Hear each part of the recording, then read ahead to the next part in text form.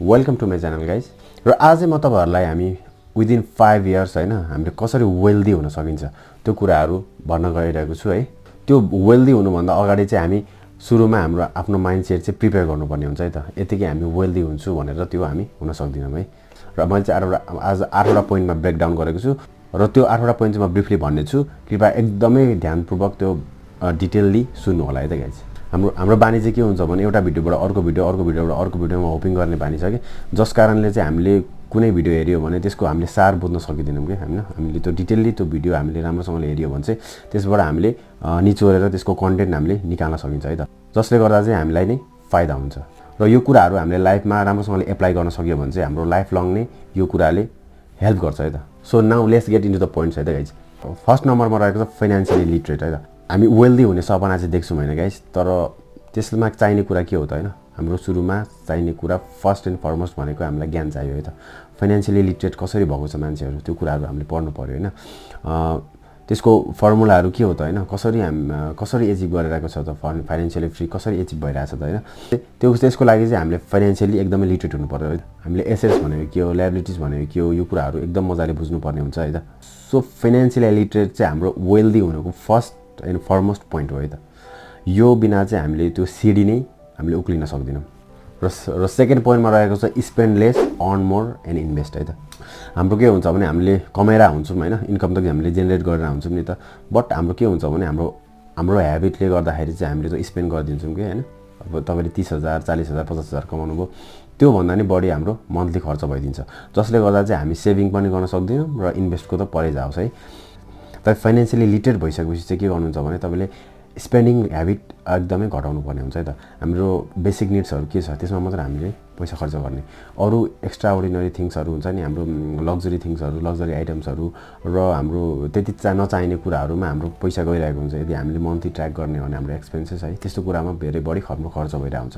So त्यो हामीले spending habit चाहिँ एकदमै घटाउँदै जानुपर्ने हुन्छ। र हामीले पैसा कमाउने बाटोहरु चाहिँ मल्टिपल सोर्सेस अफ इन्कम हामीले जेनेरेट गर्न सकिन्छ है त, जसबाट चाहिँ हामीले धेरै इन्कम गर्न सक्छौं र त्यो कुराहरु चाहिँ हामीले इन्भेस्ट पनि गर्न सक्छौं है त।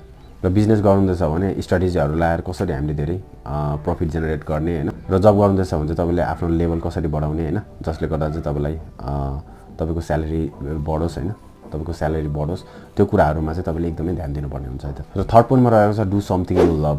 त्यो भनेको चाहिँ के भन्दाखेरि हामीले सबै कुरा सपना देख्छौं कि हामी वेल्दी हुने सपना देख्छौं हैन, हामी पैसा कमाउने सपना देख्छौं, हामी यताउता घुमेको सपना देख्छौं हैन, यताउता घुम्ने सपना देख्छौं, घर बनाएको सपना देख्छौं, गाडी चलाउने सपना देख्छौं, बट हामी के हुन्छ भने हाम्रो मेन फरमोस्ट के हुन्छ भने हामीले काम गरिरहेकोमा हामी कति लगनशील छौं नि त हैन। हामीले गरिरहेको काम कति मन परिरहेछ त। यदि हामीले गरेको काममा तपाईलाई मनै छैन हैन, तपाईले जबरजस्ती काम गरिरहनु भएको छ कसैको करमा अथवा फ्यामिली स्ट्याटसले गर्दाखेरि अथवा हुन्छ नि कर कापमा काम गरिरहनु भएको छ, अब जबरजस्ती काम गरिरहनु भएको छ भने चाहिँ तपाईले त्यो काममा तपाईले 100% दिन सक्नुहुँदैन, जसले गर्दाखेरि तपाईलाई त्यो कामप्रति लभ नै हुँदैन के। माया नभएपछि त हामीले त्यसबाट त राम्रो ग्रोथ नै गर्न सक्दैनौं नि हैन।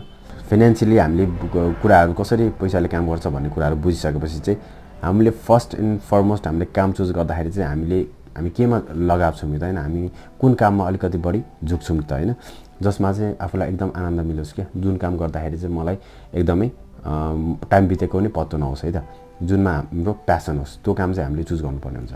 र फोर्थमा रहेको चाहिँ इन्भेस्ट इन प्रपर्टी चाहिँ लगानी गर्न सक्नुहुन्छ जग्गातिर है त, जता चाहिँ तपाईको एकदमै बियरिश भ्यालुमा पाइरहनु भएको छ तपाईले हैन।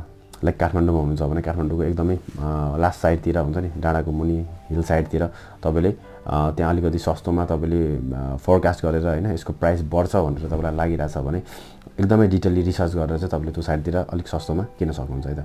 फेरि यस जग्गामा लगानी गर्ने भन्ने बित्तिकै जहाँ पाए त्यही लगानी गरेर बढ्छ भन्ने हुँदैन। सो हामीले चाहिँ त्यो कुरा पनि हेर्नुपर्ने हुन्छ त। इन्भेस्ट इन प्रपर्टिजमा चाहिँ हामीले जग्गा किन्न सकिन्छ हैन, हामीले घर किन्न सकिन्छ, अथवा हामीले गाडीहरु ट्याक्सीहरु रेन्टमा लिने, बसहरु रेन्टमा दिन सकिन्छ किनेर हैन। यदि तपाईसँग लगानीको पैसा छ भने चाहिँ त्यो गर्यो भने चाहिँ हामीले प्यासिभ इन्कम जेनेरेट गर्न सकिन्छ, जसले हामीलाई 5 इयर्स भित्रमा चाहिँ फाइनान्शियली फ्री गर्न सकोस् हैन। र जुनसुकै प्रपर्टिजबाट चाहिँ तपाईले प्यासिभ इन्कम जेनेरेट गर्न सक्नुहुन्छ, त्यसमा चाहिँ तपाईले लगानी गर्न सक्नुहुन्छ है त। र फिफ्थ पोइन्टमा रहेको छ build a portfolio of stock. र यो मेथडबाट पनि तपाई वेल्दी हुन सक्नुहुन्छ है त गाइज। यो चाहिँ मैले पनि अप्लाई गरिरहेको छु है, र यो चाहिँ मलाई सबैभन्दा बेस्ट मेथड लाग्छ है त guys. This is my favourite method है। तपाईले कम्पनी एकदमै राम्रोसँगले एनालाइज गरेर तपाईले फोरकास्ट गरेर यसको होइन कम्पनी ग्रोथहरू यसको फन्डामेन्टल भ्यालुहरू हेरेर तपाईँले लगानी गर्नुभयो भने चाहिँ आगामी दिनमा चाहिँ तपाईँको भविष्य एकदमै राम्रो पनि हुनसक्छ है त गाइस। र स्टक्सहरू छान्ने बेलामा के कुरामा ध्यान दिने होइन, कस्तो बेलामा किन्ने कस्तो बेलामा बेच्ने, यो कुराहरूको नलेज भइसकेपछि चाहिँ हामीले यसबाट चाहिँ राम्रोसँगले आम्दानी गर्न सकिन्छ है त। र तपाईँले यसको कुराहरू डिटेलली बुझ्नको लागि चाहिँ मेरो पेजमा र मेरो च्यानलमा धेरै भिडियोजहरू छ, त्यो पनि हेर्न सक्नुहुन्छ। र आई बटनमा पनि क्लिक गरेर राम्रो राम्रो मेन भिडियोजहरू तपाईँले हेर्न सक्नुहुन्छ है त। र 6 पोइन्टमा राखेको छ फोकस अन सेल्फ ग्रोथ है। हामीले सबै कुराहरू गऱ्यौँ तर हामीले आफू सेल्फ ग्रो हुन सकिएन भने चाहिँ जसले हामीलाई एकदमै पछि गएर हामीले पैसा कमाइसकेपछि पनि हामीलाई डिग्रेड हुँदै गएर हामी इभेन्चुअली हामी लास्टमै पुग्ने हो कि होइन, हामीले कमाए पनि त्यो हामीले जोगाउन सक्दैनौँ। सो हामीले सेल्फ ग्रो गर्नु पर्यो। हामीले सेल्फ ग्रो भन्नाले चाहिँ हामीले हिजोभन्दा आज बेटर हुनु पर्यो कि होइन। तपाईँ हिजोभन्दा आज अलिकति धेरै नयाँ कुराहरू सिक्नुहुन्छ, नयाँ मान्छेसँग भेट्नुहुन्छ, नयाँ कुराहरू तपाईँले ग्र्याब गर्न सक्नुहुन्छ, नयाँ एजुकेसन पाउन सक्नुहुन्छ है।